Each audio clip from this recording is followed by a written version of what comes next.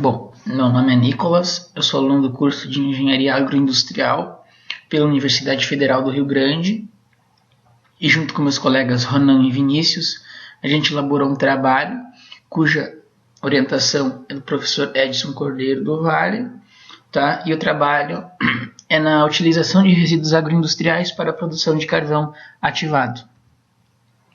Bom, disponibilidade de resíduos. Aqui no estado se destaca muito a produção da casca do arroz. Tá? E para que é utilizada hoje a casca do arroz? Para geração de energia, ou cogeração de energia, onde a gente tem produção de energia elétrica e energia térmica, produção de carvão ativado, que é o enfoque do trabalho, tá? E algumas características da casca de arroz, que é a sua baixa massa específica, ou seja, a gente ocupa um grande volume, para transportar ela de uma central até outra. Grande produção, ou seja, o estado hoje é o maior produtor de casca de arroz do Brasil, consequentemente é o maior produtor do resíduo, que é a casca. E isso demanda uma grande necessidade por novos estudos para tentar reaproveitar essa casca. Justificativa do trabalho. Existe uma preocupação ambiental e social hoje, porque você não vai poder depositar essa casca de arroz eternamente em um aterro, tá? Vai chegar um ponto que esse aterro vai saturar. As condições econômicas, que você vai ter que estar pagando esse passivo ambiental, que gera um alto custo, junto com a alta quantidade de casca. Os usos para a casca do arroz hoje mais comuns são para filamentos de carbeto de carboneto de silício. Nesses filamentos a gente obtém uma melhora na sua resistência a altas temperaturas, fabricação de microchips, na produção de cimento, o uso em concreto, a casca de arroz em determinada concentração elas melhora as propriedades estruturais do concreto e do cimento, e a utilização como adsorventes para processos industriais, tanto na remoção de corantes, pigmentos ou até mesmo produto de interesse. Bom, aqui a gente tem outras utilidades da casca do arroz, tá? Que pode ser um processo físico, a gente pode fazer uma densificação, ou seja, a gente vai aumentar a densidade da casca na forma de pallets ou briquetes. Existem os processos termoquímicos, tá? Que é a queima direta, que é a combustão, onde a gente vai gerar calor, gases e a alta temperatura. Gaseificação, que a gente vai promover a queima dessa casca, a formação de um gás combustível, que pode ser usado já como combustível, por exemplo, de avião, ou a gente pode fazer um processo catalítico, via catalisador metálico ou biológico, para produzir um combustível líquido. A gente tem então a pirólise, tá, onde a gente vai produzir gases combustíveis, líquidos como o alcatrão, biólidos e o sólido como um carvão vegetal. A gente pode também ter uma liquefação, onde a gente vai formar hidrocarbonetos, tá? E, por último, a gente tem os processos biológicos, onde a gente vai ter a fermentação celulósica, produzindo o etanol, ou a digestão anaeróbica, produzindo o biogás. Bom, hoje a biomassa ela é responsável por 7,17%, por cento da energia elétrica no Brasil, o que é até consideravelmente. Tá? Se você considerar que a biomassa ela é pouco divulgada, hoje é pouco divulgado estudos relativos à biomassa, aproveitamento da biomassa, quase 10% é um percentual a ser considerado. E desses 7,17%, 0,03% do total corresponde à produção de energia elétrica utilizando biomassa de casca de arroz. Como já havia dito antes, o Rio Grande do Sul produz 64,3% da produção nacional do arroz. E a produção prevista para a safra de 2020 e 2021 é de 13,7 milhões de toneladas. Isso vai acarretar, então, cada vez mais nessa geração dessa biomassa da casca do arroz. Bom, então no trabalho a gente elaborou um processo de localização de uma indústria cuja finalidade é a coleta da casca do arroz do Rio Grande do Sul para a posterior fabricação do carvão ativado. Então, nesta tabela, a gente consegue ver os 10 municípios maior produtor de casca de arroz. A gente tem aqui na segunda coluna a quantidade de casca em toneladas, e a gente tem as coordenadas X e Y de cada cidade. Essas coordenadas, todas elas, vale ressaltar, que foram obtidas com base em um ponto de referência. Tá? Então, como que for calculada a coordenada X da indústria que será construída? Basicamente, o somatório da posição da localidade 1 pelo custo unitário de transporte do ponto 1 e pelo volume a ser transportado, tá? Como está descrito aqui abaixo, DI, PI e CI. Bom, feito o cálculo da localização ótima, a gente obteve esse gráfico. Tá? A localização ótima é esse ponto preto que fica entre São Gabriel, Alegrete, Santa Maria e Santiago. Tá? Então, pelo método do centro da gravidade, a gente obteve que esta seria a localização ótima, onde a gente otimizaria e facilitaria também a questão da logística. Porém, a gente deve observar que o método do centro da gravidade ele não considera questões de custo, de instalação, rodovias. Então, para se montar uma indústria, deve-se levar em conta outros parâmetros que nesse trabalho não foram levados. Bom, métodos de ativação da casca do arroz. Tá? Antes, vale ressaltar algumas propriedades da casca, que a casca hoje ela tem 20% em peso de arroz. Ela é constituída por celulose, hemicelulose, sendo que a celulose e a hemicelulose são carboidratos. A hemicelulose é conhecida também como polioses. A gente tem a lignina, que constitui a parte não carboidrato da casca. A gente tem compostos orgânicos leves e cinzas. Tá? Estima-se que a casca de arroz tenha 15% de cinza. E desses 15% de cinza, estima-se que 96% são sílica. Então, inicialmente, a cinza passa por um processo onde se retira a sílica. Porque a sílica ela é um entrave para a produção de carvão ativado. Porque ela prejudica a formação dos poros no momento da ativação e da pirólise, que eu vou falar mais para frente. Bom, então aqui a gente tem uma tabela onde a gente pode ver os tamanhos dos poros e suas respectivas aplicações. Tá? Os poros primários, que têm menos de 8 angstroms, ele contribui para a maior área superficial, que proporciona alta capacidade de adsorção para moléculas de dimensões pequenas, tais como gases e solventes comuns. Isso vale para uma faixa maior que 8 e menor que 20 angstroms, tá? Que constituem os microporos secundários e primários. Os mesoporos, que estão entre uma faixa de 20 a 500 angstroms, são importantes para a adsorção de moléculas grandes, tais como corantes, e proporcionam a maioria da área superficial dos carvões impregnados como produtos químicos. Já os macroporos, que possuem um diâmetro maior que 500 angstroms, são normalmente considerados sem importância para a adsorção e sua função é servir como meio de transporte para moléculas gasosas.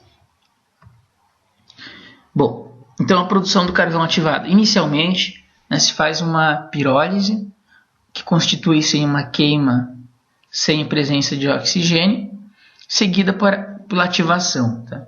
A ativação ela pode ser física e química. A física basicamente pode ser feita com vapor de água, dióxido de carbono, CO2, tá? Onde a gente acaba removendo compostos voláteis a uma temperatura alta, geralmente em uma faixa de 700 a 1100 graus Celsius.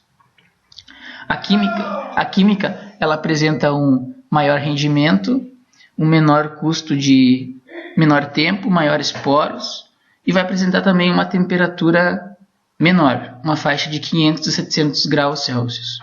E geralmente se usa os agentes desidratantes, como cloreto de zinco, H3PO4, hidróxido de potássio e ácido sulfúrico.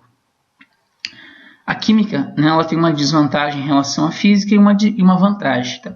A vantagem é que você consegue operar em temperaturas mais baixas, e a desvantagem é que, como você está adicionando um agente desidratante no meio, necessariamente você precisa fazer uma lavagem, né, para tirar esse agente desidratante dos poros. Bom, a produção de carvão ativado hoje ela é basicamente ativada de duas formas, tá?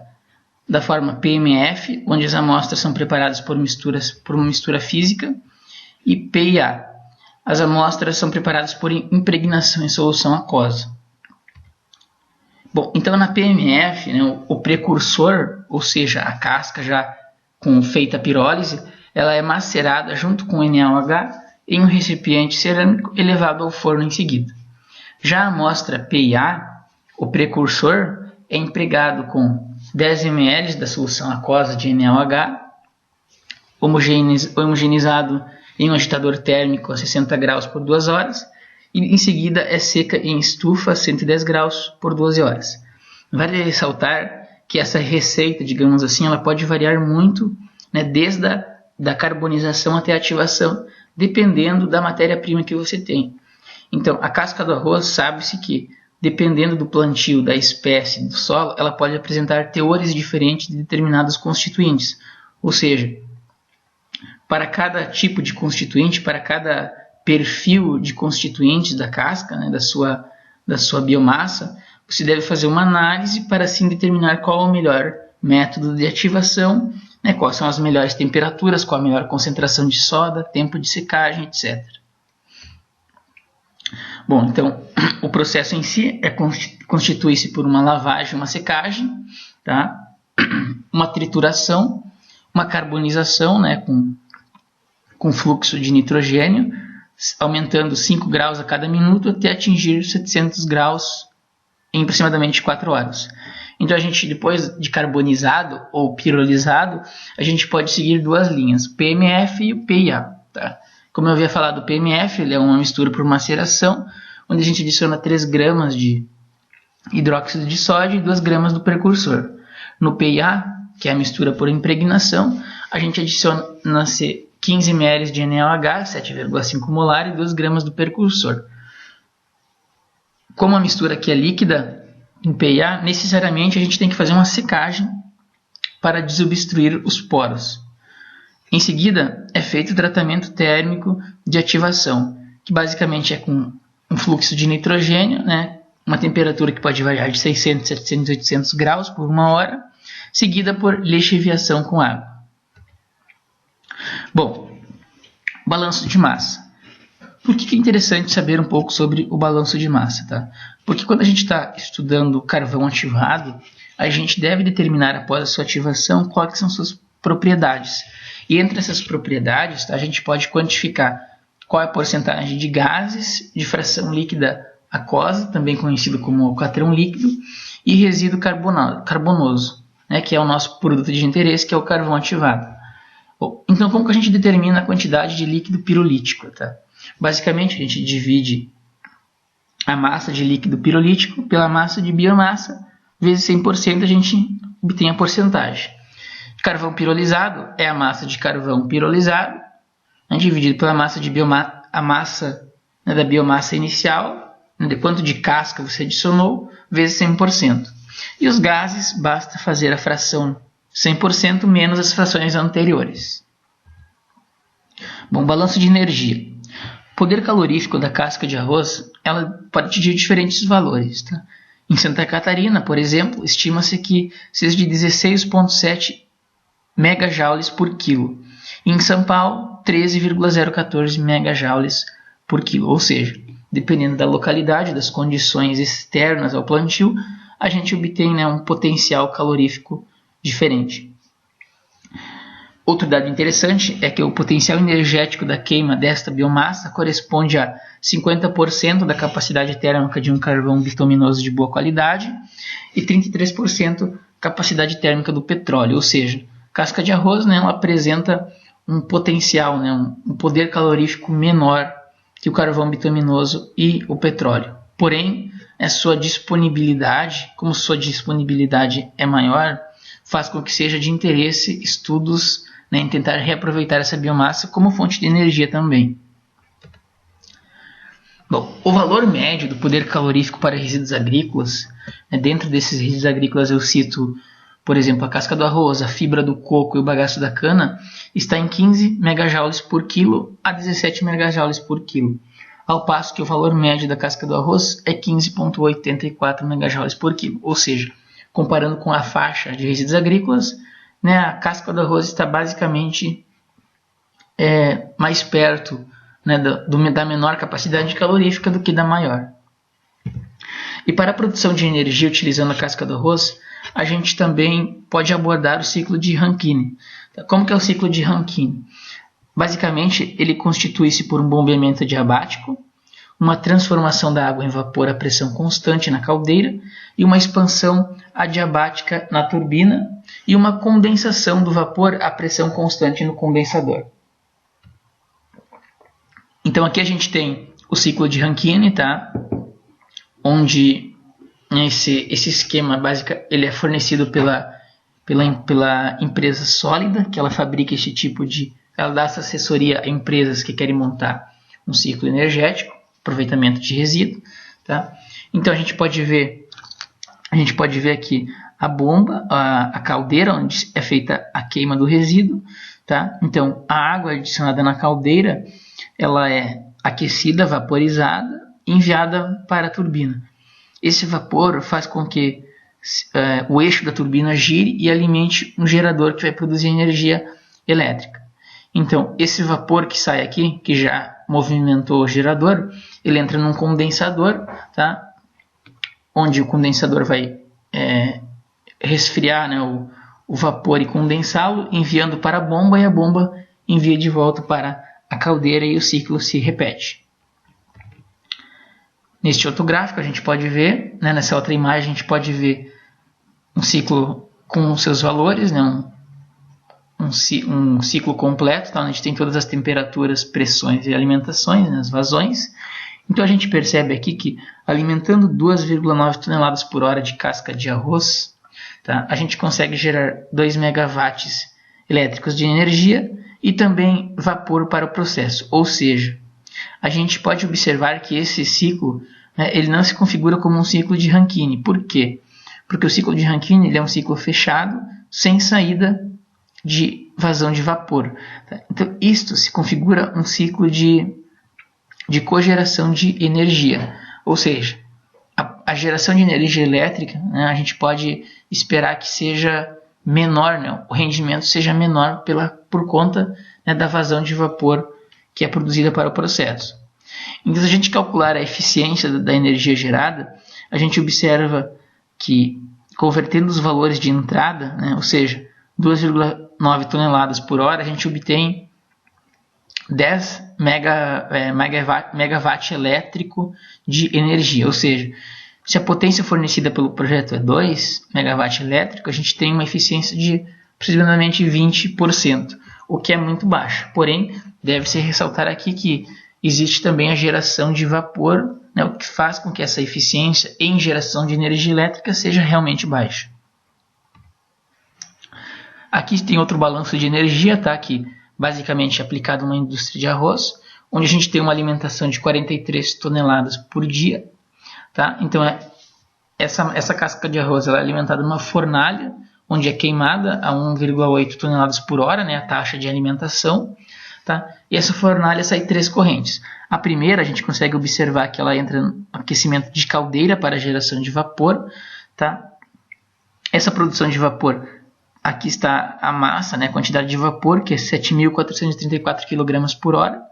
Ela alimenta uma turbina, essa turbina alimenta um gerador, que fornece energia elétrica para toda a indústria, e em caso de excedente, ela é vendida à concessionária. Tá? Então, da fornalha também sai a grelha, né, que são basicamente cinzas, tá? Que constitui-se outro resíduo, porém menos prejudicial que a casca do arroz. E também sai a corrente de gases, tá? Que necessariamente deve passar por uma filtragem. Então, resumindo, este seria um fluxograma básico para a aplicação da casca do arroz para a geração de energia dentro de uma indústria, né? Esse exemplo aqui a gente tem apenas a geração de energia elétrica, a gente não está gerando vapor, então esse fluxograma ele obedece o ciclo de Rankine. Ou seja, se a gente comparasse com o anterior, que tem 19% de eficiência, provavelmente este, pela questão de não gerar vapor, proporcionaria um rendimento maior para o nosso processo. E meu muito obrigado a todos.